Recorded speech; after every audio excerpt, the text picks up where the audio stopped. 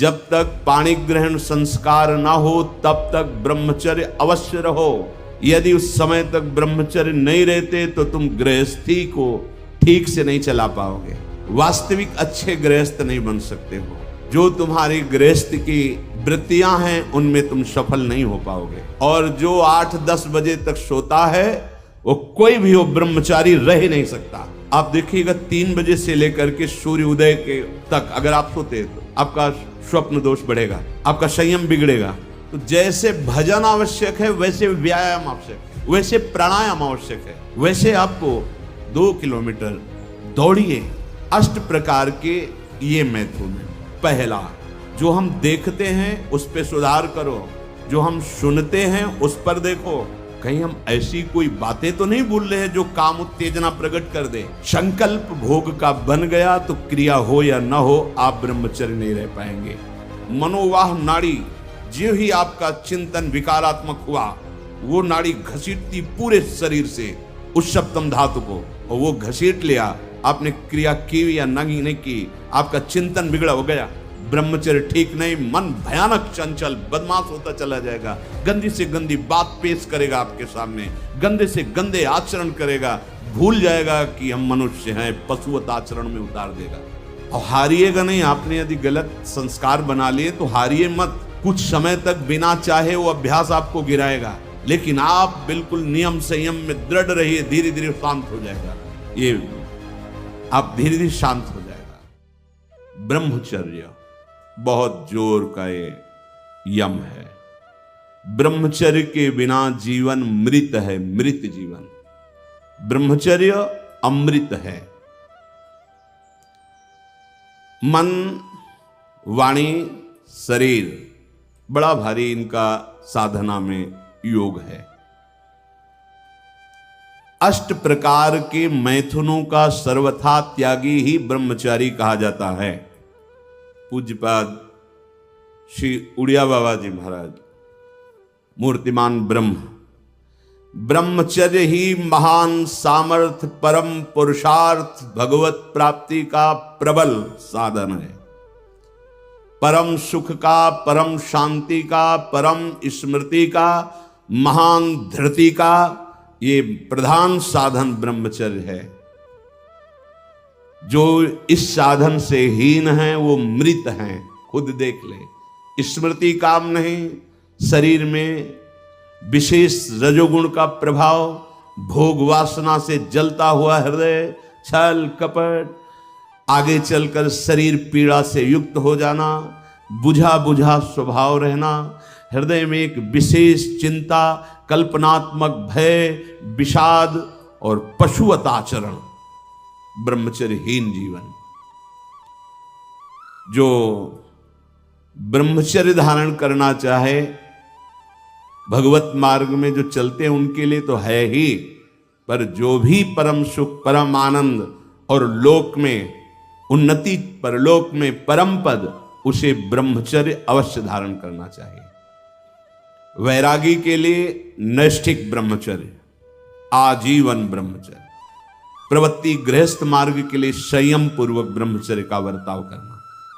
जब तक पाणी ग्रहण संस्कार ना हो तब तक ब्रह्मचर्य अवश्य रहो।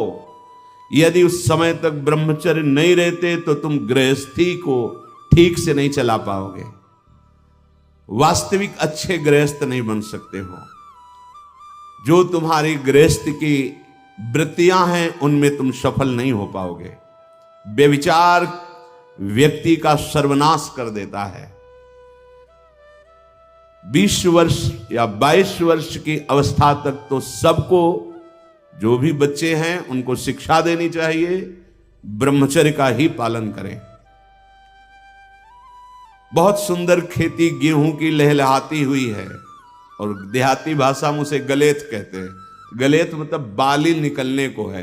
अब काट लो आप, एक दाना नहीं मिलेगा, और थोड़ा रुक जाओ धैर्य पूर्वक, बाली आ जाने दो, उसमें दाना पड़ने दो और दाना पक जाने दो, तो 1 बीघा खेत में 40 मन गेहूं होगा। ऐसे ही जो आप 13-14 वर्ष की अवस्था से आपके अंदर परिवर्तन होता है, एक भोगाकर्षण होता है, सबके अंदर, सबके अंदर जो इस भूमि में जन्मा है, या भगवान या भगवत प्राप्त महापुरुष कारक पुरुष, उसकी बात तो अलग है।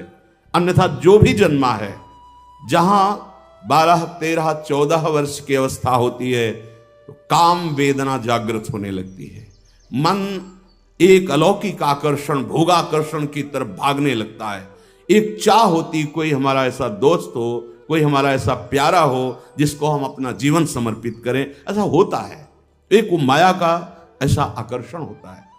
इसीलिए पूर्व में गुरुकुल भेजा जाता था, बिल्कुल भोग विलासता से दूर, एकांत में महान ब्रह्म ऋषियों के शासन में, चाहे वो राजकुमार हो चाहे गृहस्थ बालक हो, एक ही संगत में बैठाल कर अध्यात्म विद्या के द्वारा, नियम संयम यम के द्वारा उन्हें पूर्ण किया जाता था। उनका ज्ञान पूर्ण, उनका संयम पूर्ण, विचार उनका सत्य, फिर वहां निर्णय लिया जाता था। अब मैं आजीवन नैष्ठिक ब्रह्मचारी रहकर संन्यास लूंगा, अब मैं गृहस्थ में जाऊंगा। दोनों की पद्धतियां थी। गुरुजनों को संतुष्ट करके एक विरक्त मार्ग में चले जाते, गृहस्थ मार्ग में। जो गृहस्थ मार्ग में जाते, पाणी ग्रहण हुआ, उसमें भी गुरुकुल में रहकर शिक्षा मिली है। कब, कैसे, किस विधान से हमें ब्रह्मचर्य का गृहस्थ में प्रयोग करना है। ऐसा नहीं कि मनमानी व्यभिचार प्रवृत्ति। यहां तो अब ऐसे आचरणों की बढ़ोतरी हो रही जहां शास्त्र, संयम, गुरुजनों की आज्ञा, इनका तो कोई महत्व ही नहीं रह गया है। कैसी कलयुग की विचित्र मलिन चाल। जिस अवस्था में असंग रहकर विद्या का अध्ययन करना, स्वास्थ्य वर्धक चेष्टाएं करके स्वस्थ होना, समाज सेवक, देश सेवक, परिवार को सुख पहुंचाने वाला आचरण, अध्यात्म विद्या का ज्ञान, वहां छोटे से ही भोग वासना प्रवृत्ति की बढ़ोतरी, वो दोस्ती, विपरीत भावनाएं, व्यसन। समलो भाई, सबसे हाथ जोड़ के कह रहा हूं, बहुत कीमती आपका जीवन है। जिस जीवन को छोटे छोटे बच्चे गांजा, भांग, अफीम, ड्रग्स, चरस, ये क्या हो रहा है? अभी आपकी 20-22 वर्ष की अवस्था है, आप व्यसन में आसक्त हो गए, आप व्यभिचार में आसक्त हो गए, तो किस बुद्धि से आप देश सेवा करेंगे? किस बुद्धि से आप अपना उद्धार या अपने परिवार को सुख पहुंचाएंगे? ब्रह्मचर्य जीवन है, ब्रह्मचर्य जीवन है। ब्रह्मचर्यहीन जीवन मृत्यु है। पूज्यपाद सिउड़िया बाबा जी महाराज, साक्षात ब्रह्म। जिसको ब्रह्मचर्य धारण करना है, ध्यान देकर सुनिए।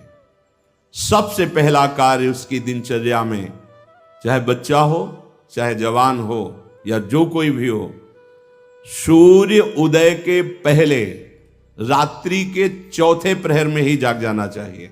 अपने तो अर्धरात्रि के बाद ही जाग जाते हैं। चौथे पहर में प्रातः 4 बजे बिल्कुल जग जाना चाहिए। और जो 8-10 बजे तक सोता है, वो कोई भी हो, ब्रह्मचारी रह ही नहीं सकता, ब्रह्मचर्य रह ही नहीं सकता। वो स्वप्न दोष का शिकार होगा, वो नाना प्रकार की कुचेष्टाओं का शिकार होगा, पक्का। क्योंकि बुद्धि को सत्य प्रकाश की तरफ प्रेरित करने वाले भगवान भुवन भास्कर हैं। वो पधार रहे हो, आप सो रहे हो सैया पे, आपकी आयु, श्री, कीर्ति, बल सब नष्ट होगा। देखो ना, जो 10-10 बजे तक सोते हैं, देखो ना, उनसे बात करके देखो, एकदम ऐसा लगता है बुझा हुआ जीवन, कोई भागवतिक तेज उत्साह न वाणी में, न नेत्रों में, न तन में। क्या जीवन, मृत जीवन। सबसे पहला नियम लीजिए, जहां भी आपको शब्द सुनाई दे, आपका जीवन ब्रह्मचर्य ही अमृत है और आपका जीवन ब्रह्मचर्य ही नहीं मृत्यु है। ब्रह्मचर्य रहने के लिए आपको अपनी दिनचर्या सुधारनी होगी। प्रातः 4 बजे आपको उठना ही होगा, तभी आप ब्रह्मचर्य रह सकते हैं। अगर आप नहीं उठते तो आप देख लेना, इसका आध्यात्मिक प्रभाव पड़ता है। आप देखिएगा 3 बजे से लेकर के सूर्य उदय के तक अगर आप सोते हैं तो आपका स्वप्न दोष बढ़ेगा। आपका संयम बिगड़ेगा। अगर आप कोई ऐसी कुचेष्टाएं नहीं किए हैं तो स्वप्न दोष की संभावना ही नहीं होती। आप बाल्यावस्था से कुचेष्टाएं करते हैं, संयम विरुद्ध रहते हैं, तो आप ना चाहते हुए फिर सामर्थ्यहीन हो जाते हैं, ब्रह्मचर्यहीन हो जाते हैं। बहुत ध्यान दें, ये अध्यात्म में जैसे पूरा मकान बनने के लिए नींव मजबूत होना जरूरी है, चाहे जयखंड का बना लो आप, अगर नींव मजबूत है, नींव मजबूत नहीं तो फिर मकान ढह जाएगा। ऐसे ही ब्रह्मचर्य हर मार्ग की नींव है। चाहे जिस मार्ग में चलना चाहो, चाहे जिस संप्रदाय में चलना चाहो, चाहे लौकिक मार्ग हो या पारलौकिक, आपका ब्रह्मचर्य नींव है जीवन की। इसको मनोरंजन मत समझो। कैसी तुम्हारी दुर्बुद्धि, अपने हाथ से तुम अपना नाश करते हो। कैसी कैसी दुर्बुद्धि जागृत हो गई, सावधान। पूज्यपाद बाबा कह रहे हैं, जब प्रातः काल उठो, कोई भी हो, अगर थोड़ी भी आस्तिकता है तभी तो ब्रह्मचर्य की भावना आप धारण करोगे। तो उठकर पहला कार्य प्रभु का स्मरण। अपने तो प्रभु के स्मरण की सरसता प्राप्त करने के लिए पहले तो गुरुदेव और भक्तों का स्मरण, फिर प्रभु को। मोरे मन प्रभुस विश्वासा, राम ते अधिक राम कर दासा। भक्त सुमिरन से भगवान बहुत जल्दी प्रसन्न हो जाते हैं। हरि को निज यस ते अधिक भक्तन यस पर प्यार। सबसे पहले महान भक्तों का स्मरण, उनसे हमें सामर्थ्य प्राप्त होती। जब उनका स्मरण करते हैं तो उनकी भजन शक्ति, उनकी कृपा शक्ति हमको बल देती है। हमारी दिनचर्या परम पवित्र और शास्त्र सम्मत होती है। फिर बिना, जिसे आजकल वो चल पड़ा है चाय काफी, बाबा मना करते हैं। ये दिनचर्या ब्रह्मचारी की नहीं होती कि आप सुबह उठे, चाय पिए, फिर सो। नहीं, हाँ, जल के लिए आयुर्वेद में सिद्धांत है, बिना कुल्ला व मंजन किए आप जल पिए तो जो मुख में, वो आपके उदर को साफ करेगा जाके, आपके उदर को रोग रहित करेगा जाके। अधिक से अधिक पानी, अधिक से अधिक।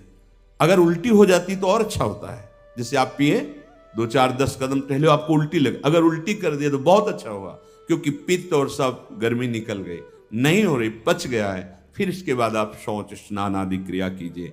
फिर पवित्र जब शरीर हुआ तो जैसे भजन आवश्यक है वैसे व्यायाम आवश्यक है, वैसे प्राणायाम आवश्यक है, वैसे आपको 2 किलोमीटर दौड़िए।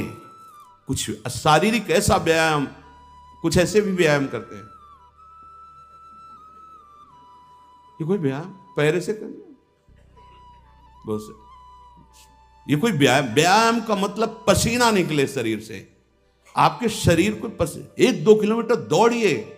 ब्रह्मचारी बनना है तो ब्रह्मचर्य पचाने के लिए भी तो चाहिए ना। अब आधा घंटा पद्मासन, 30 मिनट कोई बहुत नहीं होता। बैठ करके आप प्राणायाम, अनुलोम विलोम, जो भी, जो आजकल शिक्षाएं भी दी जाती है इसकी, आप उसको कीजिए। आसन पे बैठिए, आपका शरीर स्वस्थ रहेगा। फिर अगर आप विद्यार्थी हैं तो जैसे हम शास्त्र स्वाध्याय करते हैं उसी भावना से आप आप देखो, अगर स्मृति आपकी प्रवीण ना हो तो बताना। परम पवित्र विचार वाला, परम पवित्र आहार वाला, परम पवित्र जब आपकी चेष्टाएं, तब इस महान शक्ति को धारण किया जाता है। ऐसे थोड़ी होता है। बड़े बड़े महापुरुषों से मिल मिलकर, रो रो कर प्रार्थना करके आप बताइए, उपाय बताइए, जिससे हम अपने साधन संयम को नियमित संयम में रख सके, ऐसे भाव से चल सके। आपको तो बिना किसी प्रयास के सुनने को मिल रहा है महापुरुषों की बातें। बिल्कुल समझ, आप रह के देखिएगा, एक नवीन उत्साह। और हारिएगा नहीं। आपने यदि गलत संस्कार बना लिए तो हारिए मत। कुछ समय तक बिना चाहे वो अभ्यास आपको गिराएगा, लेकिन आप बिल्कुल नियम संयम में दृढ़ रहिए, धीरे धीरे शांत हो जाएगा। ये आप धीरे धीरे शांत हो जाएगा।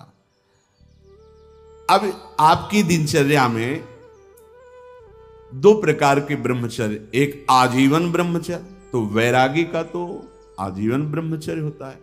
जो प्रवृत्ति गृहस्थ मार्ग में, उनका संयम का होता है। शास्त्र संयम के अनुसार बर्ताव करे तो उसका जीवन बड़ा सुखमय जाएगा। केवल मन के अनुसार चलने पर कि आप गृहस्थ हैं तो आपके लिए छूट नहीं। देखो, परम ब्रह्मचारी भीष्म जी अपहरण करके स्वयंवर में जीत कर जबरदस्ती राजकुमारी, वो एक राजधर्म है, मैं ले जा रहा हूं राजकुमारियों को महाराज विचित्रवीर के लिए हस्तिनापुर के सिंहासन पर आरूढ़ है, जिसकी ताकत हो छोड़ा, वो राजाओं का है। अंबा ने तो अस्वीकार कर दिया कि या तो आपने अपहरण किया, आप स्वीकार कीजिए, नहीं तो मैं उनको दो जो। अब वो संयम को भूल गए। महाभारत प्रसंग में है, राजा क्षमा रोग हो गया और मृत्यु को प्राप्त हो गए। बहुत सावधानी, ऐसा नहीं कि आप गृहस्थ में हो तो आप, ये कोई आपके लिए धर्म नहीं है। धर्म संतानोत्पत्ति, भगवान की सृष्टि पूजा के लिए, वो भी संयम भगवत भाव में स्थित रहते हुए। ये मनुष्य जीवन ऐसे बर्बाद करने के लिए नहीं मिला है मनमानी आचरण। यदि सत्संग नहीं सुनते, शास्त्र स्वाध्याय नहीं है, आस्तिकता नहीं है, तो चाहे स्त्री शरीर चाहे पुरुष शरीर हो, पशुता रहती है। क्या जीवन है? आजीवन ब्रह्मचर्य पालन करने की जिसकी इच्छा है, नैष्ठिक ब्रह्मचर्य, उसको किसी भी प्रकार से इन अष्ट मैथुनों का स्पर्श नहीं करना चाहिए, संयोग नहीं होने देना चाहिए। और जो गृहस्थ में भी, तो वो भी सावधान, पाणी ग्रहण जिससे किया है वो भी समय मर्यादा के अनुसार। अष्ट प्रकार के ये मैथुन है। पहला, जब हम कोई गंदी बातें सुनते हैं, गंदी बातें देखते हैं, तब हमारे अंदर गंदी बातों का चिंतन होता है, फिर संकल्प बनता है। पहला, जो हम देखते हैं उस पर सुधार करो, जो हम सुनते हैं उस पर देखो। कोई ऐसी बात तो नहीं सुन रहे जो हमारे अंदर काम जागृत कर दे, कोई ऐसा दृश्य तो नहीं देख रहे जो हमारे अंदर काम जागृत कर दे, कहीं हम ऐसी कोई बातें तो नहीं बोल रहे हैं जो काम उत्तेजना प्रकट कर दे। तीन बातें। पहला, ध्यान दीजिए, इसी से भोग संकल्प बनता है। पहला, भोग संकल्प त्यागी। वो बनता कैसे? प्रधान बात, आपको ऐसा कोई दृश्य नहीं देखना जिससे आपके अंदर कामोत्तेजना जागृत, इसका प्रभाव पड़ता है। अभी आप कोई ऐसी बात करुणा की सुने तो आपको रोना आ जाएगा, आप कोई ऐसा दृश्य देखें तो आपका हृदय पिघल जाएगा, आप वाणी से कोई ऐसी करुणा की बात कर आपको रोना आ जाएगा। अर्थात आपके देखने, सुनने और बोलने का प्रभाव हृदय पर पड़ता है। यदि आपका देखना, सुनना और बोलना गंदा है, गंदे का भाव आप समझ रहे होंगे, कामोत्तेजना बढ़ाना वाला है, बेकार की बातें केवल ब्रह्मचर्य की होंगी, तुम ब्रह्मचारी रह ही नहीं सकते। आप देखो गंदी बातें, सुनो गंदी बातें, बोलो गंदी बातें, और आप ब्रह्मचारी रह सको, सवाल ही नहीं उठता। जैसे आप गंदी बात देख रहे हैं, सुन रहे हैं, आप कोई चेष्टा नहीं कर रहे, तो भी आप ब्रह्मचारी नहीं रह पाओगे। वर्णन हुआ है शास्त्रों में, एक मनोवाह नाम की नाड़ी है, पूरे शरीर में ऐसा कहीं जैसे पित्त की थैली होती है, ऐसी कोई ब्रह्मचर्य वाली थैली नहीं है। ये यहां में हर नस नाड़ी में वो व्याप्त है सप्तम धातु। मनोवाह नाड़ी, जो ही आपका चिंतन विकारात्मक हुआ, वो नाड़ी घसीटती पूरे शरीर से उस सप्तम धातु को, और वो घसीट लिया, आपने क्रिया की या नहीं की, आपका चिंतन बिगड़ा हो गया, वो किसी न किसी बहाने से लघु शंका में, स्वप्न में, कैसे भी बाहर हो जाएगा, वो नहीं रुकेगा।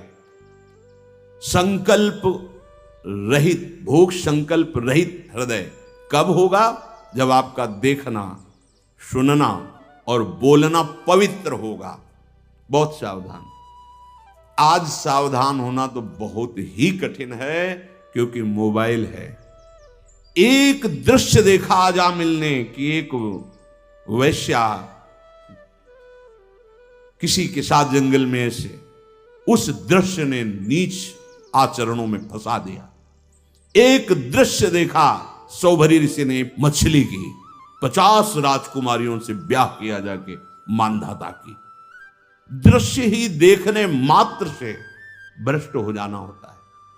फिर आप उसको तो सर्च करके इच्छा करके देख रहे हैं। हाथ जोड़कर प्रार्थना है, इस आग से बचो।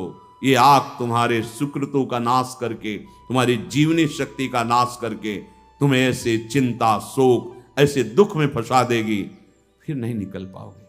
त्यागात् शान्तिरनंतरम, भगवान ने कहा, भोग के बाद शांति नहीं, तृष्णा पैदा होती है। भोग के बाद शांति नहीं मिलती है। कुछ क्षण के लिए वो कामना का भोग किया इसलिए शांत लगता है, फिर उसके बाद जो उसकी तृष्णा पैदा होगी, वो तांडव देख रहे हो उस तृष्णा का, पशुवत आचरण। हम बातें बड़ी ऊंची ऊंची धर्म की करते हैं, लेकिन नींव नहीं है धर्म की। ये ब्रह्मचर्य पूर्ण जीवन के लिए अमृत पद है, चाहे गृहस्थी में हो, चाहे व्यापारी हो, चाहे किसान हो, चाहे, और विरक्त मार्ग का तो यही मुख्य ऐसा आधार है जिसके ऊपर वो विविध प्रकार की दैवी संपदा का अनुभव करता है। पहला है, जो आप देख रहे हैं, सुन रहे हैं, बोल रहे हैं, वो कामोत्तेजना वाला नहीं होना चाहिए, क्योंकि उससे आपके मन में संकल्प बनेगा। संकल्प भोग का बन गया तो क्रिया हो या ना हो, आप ब्रह्मचर्य नहीं रह पाएंगे। एक बार परमहंस स्वामी श्री ओंकारानंद सरस्वती जी महाराज, साक्षात मूर्तिमान ब्रह्म, नजफगढ़, कानपुर, गंगा के किनारे, बहुत ही ज्ञान संपन्न महापुरुष, तो हिम्मत करके पूछा गुरुजनों से तो अपनी बात, महाराज जी, पूर्ण ब्रह्मचर्य रहने में कई ऐसे साधकों में परस्पर वार्ता को कहते स्वप्न दोष हो जाता है, तो हम कैसे अखंड ब्रह्मचारी माने जाएंगे। महाराज ने जो वचन बोले, यदि आप कोई कुचेष्टा नहीं करते और कुछ काल के बाद ऐसा होता है, आपने स्वप्न में भी कोई गंदे दृश्य या गंदी भावना नहीं देखी, स्वाभाविक आप जगे ऐसा, तो बोले जैसे उफान आती है किसी वस्तु में, वो वास्तविक जो ब्रह्मचर्य, जो संतानोत्पत्ति वाला, वो नहीं निकल पाएगा। उसके ऊपरी भाग का, उससे कोई हानि नहीं होती। यदि आपने कुछ चेष्टा पहले से अभ्यास की है और आपका स्वप्न में गलत संकल्प बन गया है, फिर वो वैसा माना जाएगा। इसलिए संकल्प का त्याग करे, कभी कुचेष्टा न करे। स्वाभाविक कभी खान पान बिगड़ गया या कभी स्वाभाविक ऐसे अधिक श्रम, अधिक थक जाने से ऐसा हुआ, तो बोले वो ब्रह्मचर्य खंडन नहीं माना जाता, ऐसा उन्होंने बताया। दूसरा, अब हम सामने तो आंख नहीं मिला रहे काम भाव से, लेकिन हम छुप करके किसी शरीर को देख रहे हैं। किसी शरीर का प्रयोग इसलिए किया कि चाहे जो साधक हो, जिस भावना का साधक हो, काम भाव से किसी भी शरीर को देखना, वो उसके लिए अष्टमैथुनों में आता है और वो ब्रह्मचर्य नहीं धारण कर पाएगा। भावनाएं हैं अलग अलग, काम भावना का अलग अलग आरोप शरीरों में किया गया है। समय परिवर्तन के साथ बुद्धि का परिवर्तन होता जाता है, कामनाओं का अलग रूप होता चला जाता है। जो हमने कभी शास्त्रों में नहीं पढ़ा वो देखने को मिल रहा है। किसी भी शरीर की तरफ छुपकर या किसी बहाने से काम भाव से देखना, अगर ऐसा देखते हैं तो आप अष्टमैथुनों के अंतर्गत है और आपका भाव बिगड़ जाएगा, आप संयम से नहीं रह पाएंगे। एक बार दृष्टि भूल से चली जाए उसे देखना नहीं कहते। जैसे आप मारो, अचानक दृष्टि गई, बस आप हटा लीजिए। जैसे यमुना स्नान करने गए, गंगा स्नान करने गए, यहां जहां सब परिवार के परिवार स्नान करते, अचानक दृष्टि गई है, अब दोबारा नहीं देखना। अगर दोबारा देख लिया तो अष्टमैथुन के अंतर्गत आता, वो आपका भाव बिगाड़ देगा। भूल से दृष्टि चली जाए, तत्काल उधर से दृष्टि हटा लें। किसी भी माता बहन को, जिसको जो गृहस्थ में पाणी ग्रहण किया, वो अर्धांगिनी, इसके अलावा जहां भी दृष्टि जाए अपनी दृष्टि को सुधारना है। जैसे हम अपनी मां के पास रहते हैं तो क्या भाव है, कोई गलत भाव थोड़ी आता। अपनी बहन के साथ रहते हैं तो क्या गलत भाव आता है, वो तो राक्षस है जिसके अंदर गलत भाव है, वो मनुष्य थोड़ी है। अरे बहन बेटी माँ है तो परम पवित्र, इनके तो चरण रज माथे पे रखते हैं, माथा इनके चरणों में रखते हैं। देखो कितनी सुंदर रीति हमारी, हमने तो देखा है। कभी बेटी से पैर नहीं छुआते थे पिता, पैर छूते ही थे। हाँ, बेटी के पैर छूते, ए देवी दुर्गा के स्वरूप मानते, एक कन्याएं ये सब भगवती का स्वरूप है ऐसा मानते। और बहन जब राखी बांधती है तो भाई तो माथा रखता ही है, चरण छूता ही है, पूज्य भाव रखना। ऐसे ही जननी सम जान है पर नारी, ये सब भगवती अम्बा की अंश स्वरूपा है। अपने लोग तो सब श्री जी की सखियां हैं, लाडली जी की दुलारी प्यारी सखियां हैं, अपने को ऐसा भाव। अगर हम स्त्री को, किसी भी स्त्री शरीर को देखकर भोग भावना करते हैं, हमारा पतन निश्चित है। कोई क्रिया हो या ना हो, यह चिंतन वाली बात है, ध्यान रखना। किसी भी माता बहन को भोग बुद्धि से, जैसे शास्त्रों में कहा गया नरकस्य नारी, बात है कि तुम्हारी भोग भावना जो नारी के प्रति है यह नरक पहुंचा देगी। त्रिविधम नरकस्येदम द्वारम नासन्मात्मनः कामः क्रोधा तथा लोभा तस्मादेत्रयम् त्यजेत। माताओं बहनों की तरफ देख करके काम भाव से उनको देखना तो तुम समझ लो नरक जाने का रास्ता फिट कर रहे हो। त्रिविधम नरकस्येदम, शास्त्रों ने तो जगदम्बा कहा है, शास्त्रों ने तो मां कहा है इनको। जननी सम जानो पर नारी, कहां जगत की जो वार्ता है वो कहां शास्त्र के विरुद्ध पहुंच रही। शास्त्र उसको कह रहा है जो माताओं बहनों को गलत दृष्टि से देख रहा है कि नरक, ये तुम्हारे नरक का हेतु बनेगा जो तुम देख रहे हो स्त्री को काम भाव से। आगे कह रहे हैं किसी भी तरह से खिलवाड़ करना। बच्चे हैं, बच्चियां हैं, अब उनको तो ज्ञान नहीं है कि आप गलत स्पर्श कर रहे हैं, आप गलत ढंग से छू रहे हैं, और आप अपनी वासना का पोषण करने के लिए छोटे बच्चों को, बच्चियों को गोद में बैठा ले, खिला रहे, और आपकी भावना दूषित हो रही। ये सत्संग है, बहुत होश में सुनिए। अंतर की वृत्ति भ्रष्ट होने में देर नहीं लगती है। वो अबोध अवस्था को प्राप्त बालक बालिकाएं हैं, भगवान का स्वरूप मानकर दूर से। उपासक उपासना का बढ़ावा करता है, दूर से देखो, चरणों में प्रणाम करो, मेरे लाडली लाल इन्हीं बच्चों में खेल रहे, प्रणाम किया निकल गए। ऐसा किसी भी तरह से स्पर्श करने का अधिकार नहीं है। वो महापुरुष जो भगवत प्राप्त है वो खुद वैसे धूल दूषित उनके साथ खेल रहे, उनकी क्षमता हमारे हृदय में नहीं जागृत है। चूक हो जाएगी, बहुत सावधानी का। एकांत में किसी भी तरह का व्यवहार करना विपरीत शरीर से, काम चेष्टा नहीं कर रहे, पर हंसी मजाक, छूना, खेलना, बातें करना, वो आपको भ्रष्ट कर देगा। एकांत में किसी भी ऐसे विपरीत शरीर का ऐसे हंसी मजाक करते हुए स्पर्श करने से भावना में काम प्रभाव जागृत हो जाता है। बलवान इंद्रिय ग्रामो विद्वानमपि कर्षति, साधारण की तो बात जाने दो। किसी भी जीव को मैथुन करते हुए एकाग्रता पूर्वक देखना, मानो कोई पशु पक्षी आदि ऐसे मैथुन धर्म से अचानक दृष्टि गई, राधा राधा राधा। अगर आपने एकाग्रता पूर्वक देखा तो ये दृश्य आपको भ्रष्ट कर देगा। फिर मोबाइल में देखने वाली तो बात ही जाने दो। अचानक दृष्टि गई किसी पशु पक्षी आदि में, राधा राधा, अपनी दृष्टि नीचे की चल दिए। अगर उसका चिंतन बना, उसको एकाग्रता पूर्वक देखे तो कुछ क्रिया नहीं होगी। मनोवाह नाड़ी इतनी सामर्थ्यशाली, जहां चिंतन हुआ काम का, वो पूरे शरीर से सप्तम धातु को, ब्रह्मचर्य आपका क्षीण हो जाएगा। बहुत सावधानी की जरूरत। वीर्य, प्राण, मन, इन तीनों का परस्पर घनिष्ठ संबंध है। एक भी स्थिर हो जाए तो तीनों स्थिर हो जाएंगे। ब्रह्मचर्य ठीक, मन एकाग्र और प्राण सूक्ष्म। सूक्ष्म प्राणों के द्वारा ही परम योग को प्राप्त किया जाता है। स्थूल प्राण, बहुत खाना, बहुत चर्बी बढ़ाना, ये साधन हो पाएगा? शाम ऐसे आटा लगा दिया जाए, उड़े ना।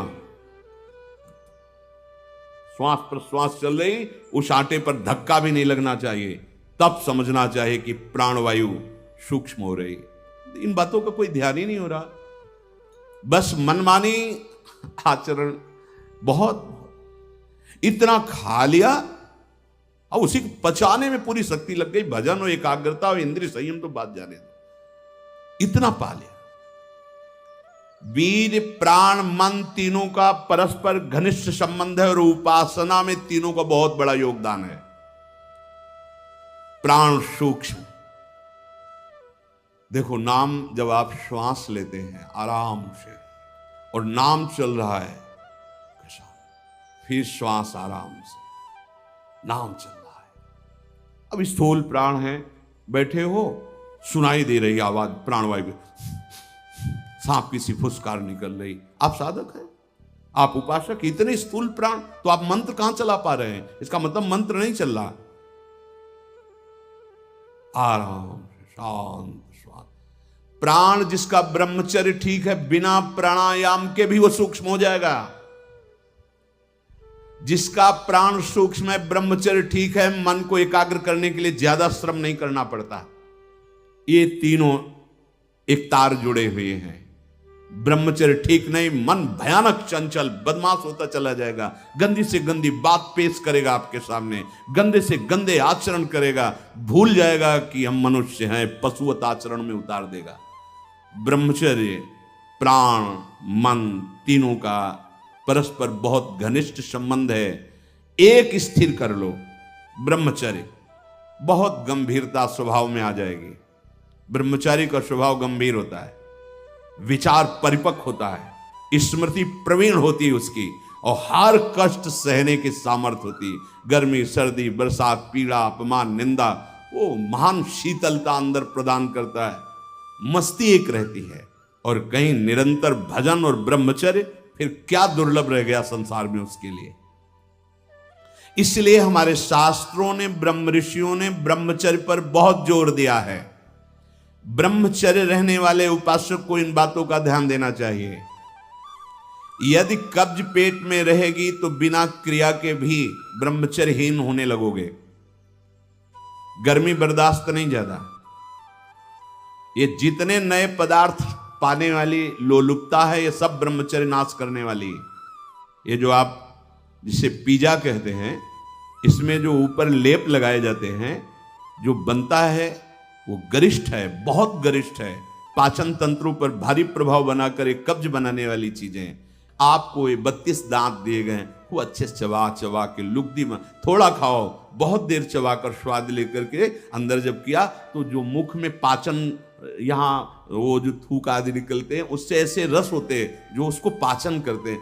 बहुत संभाल, ये भोजन का बहुत योगदान है। अगर कब्ज हो रही है तो ये अनुभव में लाई हुई वस्तु है, ये ईशबगोल की भूसी और छोटी हरड़। जैसे 1 चम्मच 1.5 चम्मच ईशबगोल की भूसी, और अगर आप पहली बार तो आधा चम्मच वो हर छोटी वाली हर मिला लीजिए और 250 ग्राम दूध में पा करके सेवन की। वो ऐसा नहीं करेगी कि आपका एकदम पेट साफ कर देगी। 10 दिन 15 दिन लगा, वो धीरे धीरे आपकी आंतों से वो ऐसा, यही सेवन किए, बहुत समय तक सेवन किए, क्योंकि कभी ऐसे जैसे रूखा सूखा मिला, कभी ना मिला, तो ऐसे कब्ज की तो ये पास रखते।